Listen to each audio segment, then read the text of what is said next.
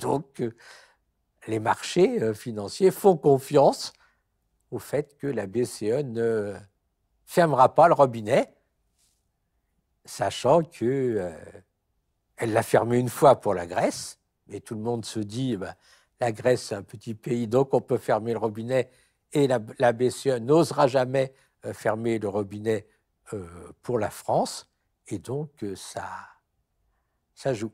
Maintenant, on peut raconter des histoires pour se faire peur, pourquoi pas. La première histoire pour se faire peur, c'est que d'un côté, on a des banques centrales qui ont recours à la BCE, mais que globalement, ça se boucle sur le fait que la Bundesbank prête et la Banque centrale des Pays-Bas prête à la BCE, et que là, il y a un petit problème. Il faut que les Allemands et les Néerlandais et les Finlandais continuent à prêter à la BCE. Oui, c'est sur le Target 2 en particulier. Sur le Target 2, voilà, c'est le Target 2. Donc il faut que le Target 2 continue à jouer. Voilà. Et puis il y a un deuxième petit problème qui est, mais bon, évoqué parfois, qui est que les banques centrales ont accumulé, du fait de la montée des taux d'intérêt, des pertes des pertes durant l'année 2023 qui vont en accumuler en 2024, et donc ça fragilise un peu le système. Mais bon, personne ne s'inquiète jusqu'à présent. Mais c'est pas un problème. Enfin si, moi je m'inquiète. Hein, mais Vous pouvez vous inquiéter, ok. Non mais vous dites on joue à se faire peur, mais c'est aussi une gestion prudentielle des risques minimale tout de même. Parce que si on est vraiment dans cette idée de jusque-là tout va bien quand on est en train de tomber, vous dites oui, mais regardez, il faudrait que la banque, la BCE arrête de prêter à la France, machin, ça n'arrivera pas quelque part, mais ça n'arrivera pas, je ne sais pas moi, si en 2027, par exemple, une hypothèse, hein, Jean-Luc Mélenchon est élu ou Marine Le Pen est élue. Comment ils vont réagir, la BCE? Parce que la dernière fois qu'il y a eu une politique un peu alternative en Grèce, on a vu que très rapidement, la BCE a dit vous arrêtez, vous ne menez pas votre politique. Donc on voit qu'il y a des problèmes déjà de souveraineté manifestes. Et que ça pose des problèmes démocratiques majeurs. Enfin, le système que vous décrivez, à la rigueur, ça marche très bien tant que Macron est président, peut-être. Encore, j'en sais rien, il faudrait voir, parce que la BCE aussi ne gère pas forcément les taux longs face à une défiance des marchés qui est très forte. Vous voyez que le politique peut s'en mêler, et à ce moment-là, vous pouvez avoir un vrai problème majeur de financement de l'État, non? Oui, mais il faut... On n'est pas en train de parler d'une invasion d'OVNI qui tombe comme ça. D'une élection qui ne se passe pas bien quelque part dans les 27 pays de l'Union européenne, ça pose des soucis quand même. Ce que vous dites est juste, mais jusqu'à présent, tout va bien. Mais heureusement, les marchés ne vous ont pas écouté. Voilà. Donc, les marchés ne s'inquiètent pas de l'histoire que vous racontez. En 1928, ils ne s'inquiétaient pas beaucoup, les marchés, au contraire. Puis un jour, il y a 29. Vous savez, vous pouvez jouer à vous faire peur. On peut très bien imaginer qu'en 2027, de manière démocratique, les Français décident d'élire, ce n'est pas du tout équivalent, hein, soit Madame Le Pen. Je ne portais pas de vie politique, je dis juste que soit Madame Le Pen, soit Monsieur Mélenchon, et que naturellement, ça va provoquer une crise, c'est-à-dire que la BCE va dire soit à Madame Le Pen, soit à Monsieur Mélenchon, selon le programme qu'il veut mettre en œuvre, c'est pas possible. Voilà, ça tient pas. Et il se passe quoi alors? Il se passe ce qui s'est passé récemment, il y a 2 ans pour l'Italie. C'est-à-dire que les taux d'intérêt vont fortement monter, la France s'endette, qu'on va avoir la menace, que les marchés vont envisager cette menace que la BCE coupe le robinet, et que, à ce moment-là, le gouvernement devra choisir entre se soumettre ou quitter la zone euro. Donc on a un système qui d'un côté tient, mais ça tient parce que... c'est pas que quitter la zone euro, hein, c'est faire défaut sur la dette, oui, forcément. Faire défaut sur la dette, faire défaut sur la dette et quitter la zone euro. Donc le système tient parce que l'hypothèse Le Pen-Mélenchon n'est pas prise au sérieux par les marchés, et parce que les marchés considèrent que la contrainte que les autorités européennes, la Commission et la BCE est capable de faire sur la France suffira pour que les politiques ne soient pas mises en œuvre. Ça On veut a dire- un système qui tient, mais ce n'est pas génial du point de vue démocratique. Oui, c'est ça que j'ai envie de dire, parce que finalement, ce système de tiens, on fait de la dette, ça a juste une conséquence, c'est que par exemple, Jean-Luc Mélenchon ne pourra pas mettre en place son programme. Oui, non, Jean-Luc Mélenchon ne pourra pas mettre en œuvre son programme. C'est clair. Enfin, Mais alors, il faut peut-être dire que c'est peut-être pas une bonne idée de faire de la dette sans arrêt, alors, non? Non, mais il y a un timing, voilà. Il y a un timing qui est très dangereux, qui est un gouvernement de gauche qui arrive avec une politique expansionniste va se heurter naturellement à la coalition des marchés et des marchés de la BCE. On peut répondre, oui, c'est très simple, il n'y a qu'à faire que la dette publique soit détenue par les Français qui font confiance à la France, qui détiendrait la dette publique en dehors des marchés financiers, comme le fait le Japon. Et vous voyez que ça prend du temps pour sortir la dette publique des marchés financiers et la mettre entre les mains des Français, et que voilà, le gouvernement de gauche aura du mal. Aura du mal à aller voir AXA et dire à AXA il faut absolument que vous achetiez la dette publique française en vendant ce que vous détenez d'actifs sur l'étranger. Donc de dette publique allemande ou italienne, ce qui va poser un problème immédiat à l'Allemagne et à l'Italie. Mais pour illustrer ce problème des taux d'intérêt, pour finir sur ce point-là, je vous propose de regarder ces graphiques, comme ça on va un peu mieux comprendre la problématique et le rôle qu'il y a eu sur les taux d'intérêt. Alors on voit ici la charge d'intérêt qu'on paye sur la dette publique depuis les années 2000. Donc on voit qu'il y a eu globalement une pente étonnamment descendante. Ça, c'est ce qu'on a vu. Les taux d'intérêt ont baissé. Donc quand on a fait rouler la dette, on a payé de moins en moins d'intérêt. On est passé de 70 à peu près 35 milliards. Et on a vu en 2002 déjà une première explosion de la charge d'intérêt qui est revenue à 50 milliards. C'est presque 15 milliards en un an en plus d'intérêt sur la dette, uniquement à cause de l'indexation que le gouvernement avait vendue sur la dette indexée sur l'inflation. Donc si on prend du recul sur plusieurs décennies, eh bien on voit que dans les années 60, 70, la dette, ça coûtait vraiment pas grand-chose, que évidemment la dette ayant augmenté, elle a coûté de plus en plus cher, et il y a le tournant dont on a parlé tout à l'heure des années 90, où les taux d'intérêt ont baissé, la charge de la dette a baissé, elle vient juste de augmenter. Mais ce qui est très intéressant, c'est ce troisième graphique où on met en parallèle l'augmentation de ce qu'on paye, les intérêts de la dette en bleu, avec, dans une échelle différente, la dette publique en orange. Si on se cale à peu près au même niveau des années 70 pour comparer ce qui se passe, eh bien, on voit qu'à partir des années 90, la dette elle continue à monter exactement comme avant, mais par contre, effectivement, les intérêts baissent. Mais on comprend une chose, c'est que si les taux d'intérêt reviennent au niveau des années 90, à 5, 6, 7% comme c'était, potentiellement, vous pouvez avoir des intérêts sur 3 000 milliards de dettes maintenant qui vous font monter à 100 milliards, 150 milliards, peut-être 200 milliards d'intérêts par an sur la dette. Donc on voit qu'une remontée des taux d'intérêt, c'est mortel pour la solvabilité française, quoi. C'est ça, en fait, qui inquiète fortement les pays occidentaux. C'est pour ça qu'en fait, on a peur que les marchés financiers aient de la défiance, quoi, comme on le disait précédemment. Ce qui est important du point de vue des économistes, c'est de comparer le taux d'intérêt que l'on paye sur la dette avec le taux de croissance du PIB. Si le taux d'intérêt qu'on paye sur la dette est très élevé par rapport au taux de croissance du PIB, on est dans une situation où la dette fait boule de neige, elle augmente d'elle-même, et donc il faut des politiques d'austérité pour ralentir la croissance de la dette. C'est la situation qu'on a connue à peu près en France et en Europe des années de la réunification allemande, des années 90 jusqu'à 2005. Quand les taux d'intérêt sont bas par rapport au taux de croissance de la dette, elle se réduit d'elle-même et il n'y a pas à s'inquiéter.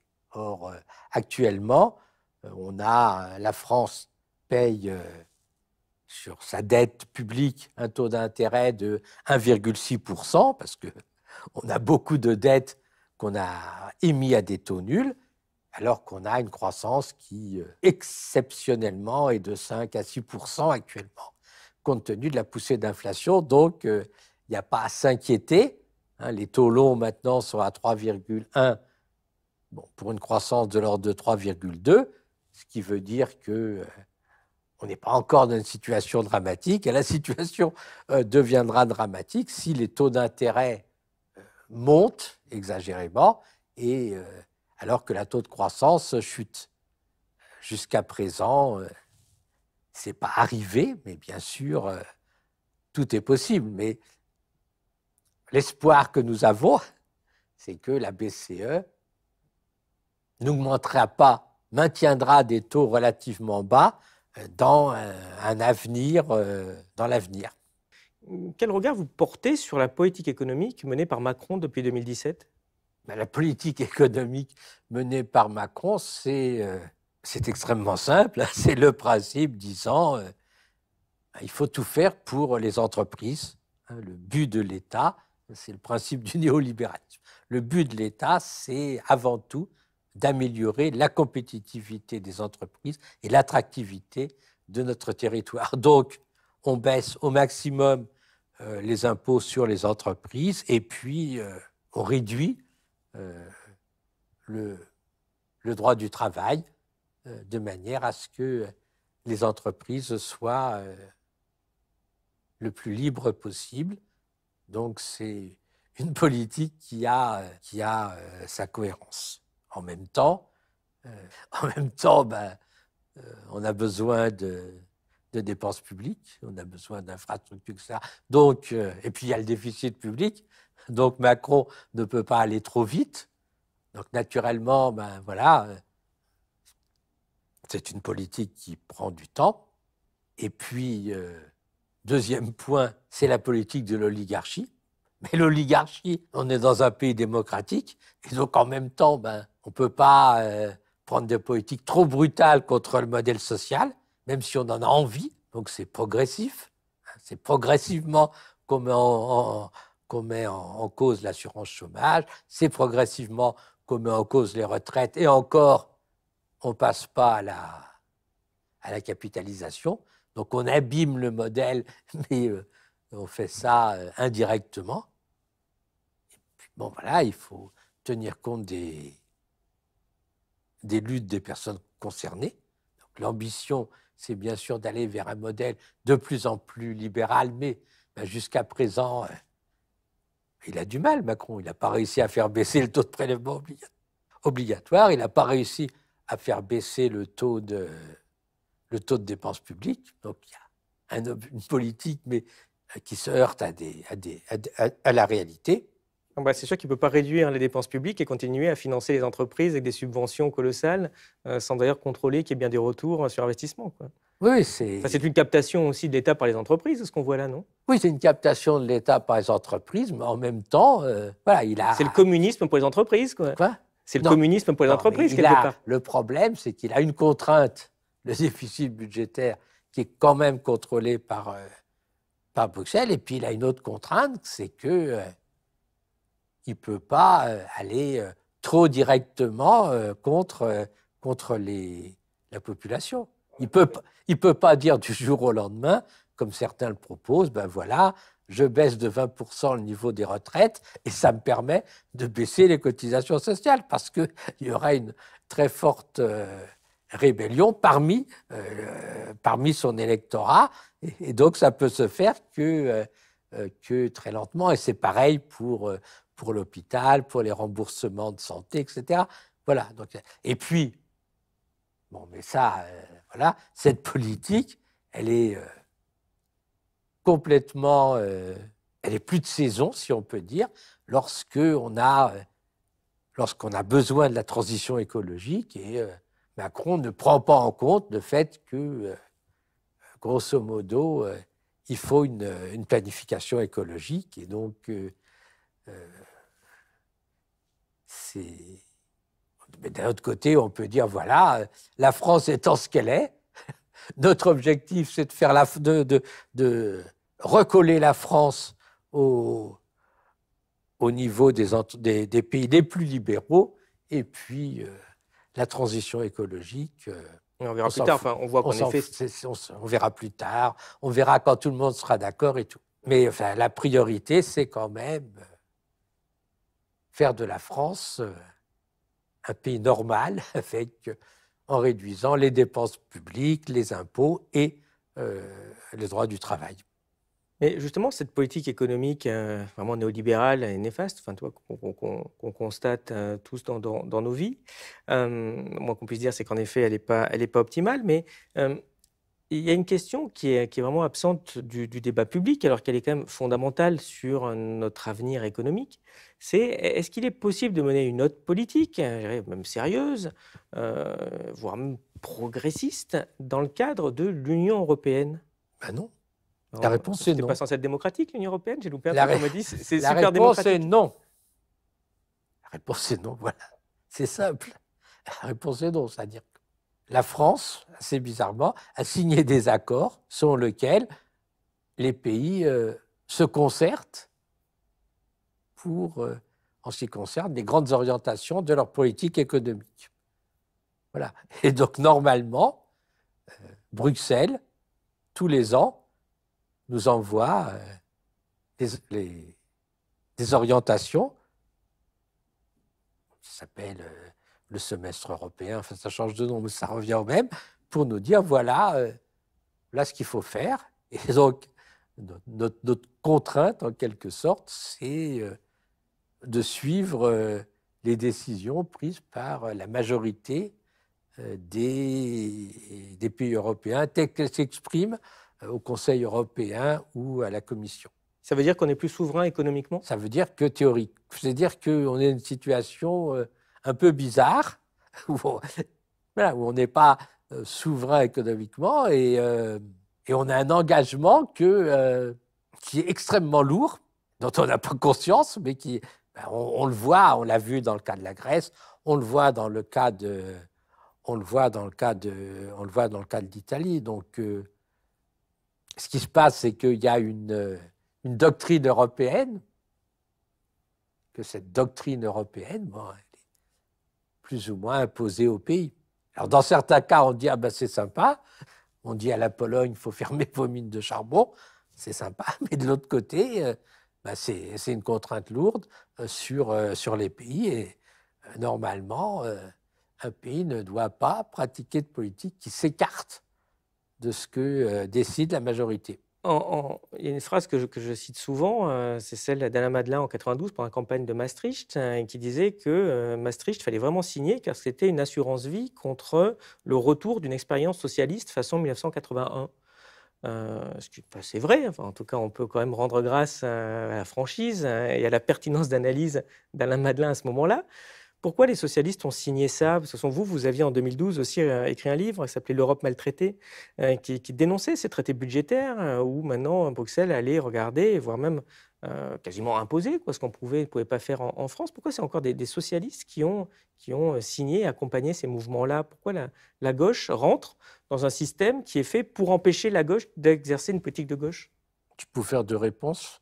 Et je les prends, allez-y. La première, c'est que les gens dont vous parlez n'étaient pas socialistes, c'est-à-dire qu'ils considéraient que, grosso modo, on ne sortait pas du modèle néolibéral et que notre seul degré de liberté, c'est peut-être vaguement de faire un peu plus de redistribution que les autres. Voilà, ça c'est une première réponse. Et une seconde réponse, c'est que... C'est plutôt pertinente, me semble-t-il. Oui, mais certains pouvaient avoir l'espoir que l'Union européenne prendrait, d'une façon ou d'une autre, un tournant socialiste, et donc que ça renforcerait le socialisme en France. C'est pas complètement disparu. Il y avait un parti, je ne sais pas si vous vous souvenez, qui s'appelait Europe Écologie Les Verts. Donc ce parti Europe Écologie Les Verts, c'est un parti qui considère que le programme écologique ne peut être mené à bien que grâce à une Europe fédérale, et donc qu'il faut faire une Europe fédérale. Et donc, voilà. C'est pas grave si elle est néolibérale, ça marchera quand même, c'est ça? Non, mais c'est que l'idée, c'est qu'il faut que toute l'Europe prenne le tournant et qu'un pays isolé ne peut pas le prendre. Et donc, Europe Écologie Les Verts, c'est l'idée. Ouais, c'est l'idée. Oui, mais on n'est que 500 millions en Europe. Vous pensez qu'ils vont nous faire monde écologie les Verts, où il faudrait peut-être qu'il y ait l'Europe et l'Asie et l'Afrique qui se mettent tous ensemble pour qu'on fasse quelque chose? Non, mais Ah bah, pourtant, c'est la même logique, hein. non, non, mais voilà. L'idée, ça consiste à dire, il existe un modèle européen, modèle social, économique européen, et ce modèle, pour que ce modèle ait une influence à l'échelle mondiale, il faut que ce modèle soit affirmé à l'échelle européenne. Et donc, le programme qu'on va appeler écosocialisme passe avant tout par la conquête du pouvoir à l'échelle européenne plus qu'à l'échelle française. Ah oui, donc après, il n'y a plus qu'à se mettre d'accord avec l'extrême droite en Italie, avec la droite dure en Pologne, en oui, Hongrie, oui, pour arriver à faire un programme qui soit progressiste, c'est ça? voilà. Non, mais c'est ça Le délire, en fait. non, c'est pas le délire, c'est Ah, c'est l'idée. quand même, on C'est peut. l'idée. Il faut une Europe fédérale, et c'est cette Europe fédérale qui va nous faire prendre le tournant éco-socialisme. C'est quelqu'un comme Piketty, il a cette idée. Beaucoup de gens ont cette idée. En fait, C'est c'est presque aussi efficace que la prière, en fait, finalement. Non, mais c'est pour ça que si on peut faire de la base politique, la gauche est partagée, si on peut dire, entre deux tendances. Une tendance qui dit il faut faire une Europe fédérale parce que dans cette Europe fédérale, les idées de gauche pourront être majoritaires. Donc on fait l'idée. Et une tendance qui dit il faut faire notre programme contre l'Europe, et donc il faut éviter tout ce qui augmente le caractère fédéral de l'Europe. Donc on a deux tendances à gauche, tout à fait avec deux discours totalement cohérents, mais totalement contradictoires, et c'est ce qui fait la difficulté de l'exercice. Au niveau européen aussi, au niveau économie, l'euro, ça marche finalement ou ça marche pas? On a des disparités importantes entre les pays européens. Certains ont une croissance forte, d'autres une croissance médiocre, mais on n'a pas les instruments au niveau européen pour ajuster ça. Donc, du point de vue italien, on peut dire l'euro est une catastrophe, et du point de vue allemand, d'un côté, jusqu'à présent, ça nous permettait de maintenir une domination industrielle, et puis, en contrepartie, comme vous savez, on finance le déficit des autres.